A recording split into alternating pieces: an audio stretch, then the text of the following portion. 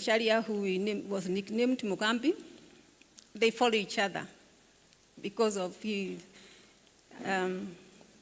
was a trumpetish kind of person. So we named him Mugambi, and it stuck. He was the family bully, and he was as loud as a trumpet, and was her rival in those days. They followed each other, so he used to pick on her just because she was slightly older. He never really won a fight against her, but when they were all grown up, they became very good friends. And up to the time that she was getting very weak, she never stopped asking for him and find out if there is any way she could assist him. And that was when she was really weak.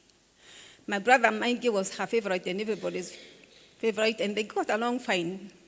They visited each other all the time, and even when she felt sick, not a day went by without her calling him or asking about his well-being.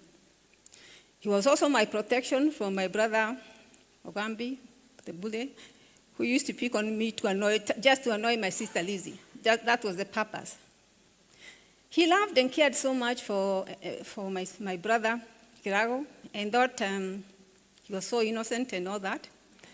As a kid, he spent his time hiding behind open doors with his little liner's blanket and his thumb in his mouth, looking very innocent, until there were just the two of us in the house, and he became a little tyrant. My brother John, who is the eldest, was rarely at home, as he had taken to helping do small businesses so that he could assist in the household needs of the family members. He was hardly in the house, he was always working, and he was the one who oversaw everybody of us. Whenever we needed something, we'd look for him, and he was always there.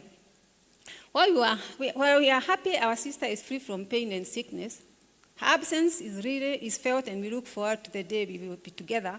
I've been telling my friends when they come to comfort me how I'm missing her. But a very dear friend of mine just reminded me the other day when Jesus was leaving, the time he was taken to heaven, they were expecting him to do something like stay or take over the leadership away from the Romans who were governing Israel at that time. But Jesus told them, you continue with the work of preaching the gospel.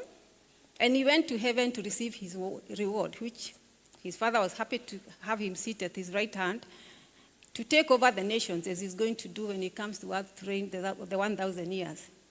And so I've been taking note of that lately and praying that the best thing we can do for my sister is to continue the work she started, just like Jesus told the disciples and everybody else to go preach the gospel and do a good job of it. Thank you so much for coming, all of you. God bless you so much.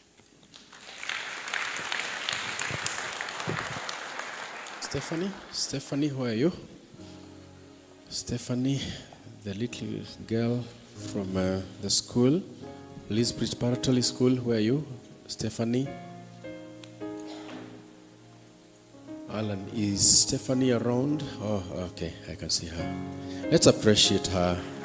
Thank you, thank you, thank you.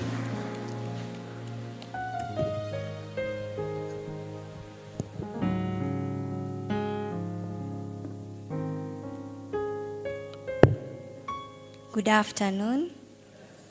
My name is Stephanie Nisha in grade 8 from Lizzie Wanyoike Preparatory and Senior School. I wish to make a tribute to Madam Lizzie Wanyoike, the fallen heroine. Madam Lizzie, we are broken that you have gone to a journey of no return. You never said you were leaving, nor did you tell us goodbye. We received the news on that gray Sunday and wished that it was a nightmare we would eventually wake up from. But no, it's a new phase, era, and time to look back at the memories we all had.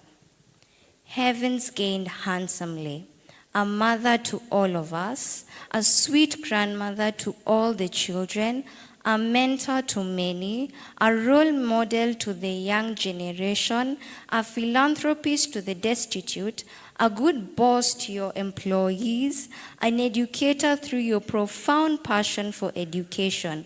In fact, we gave you a new title, a mother of education.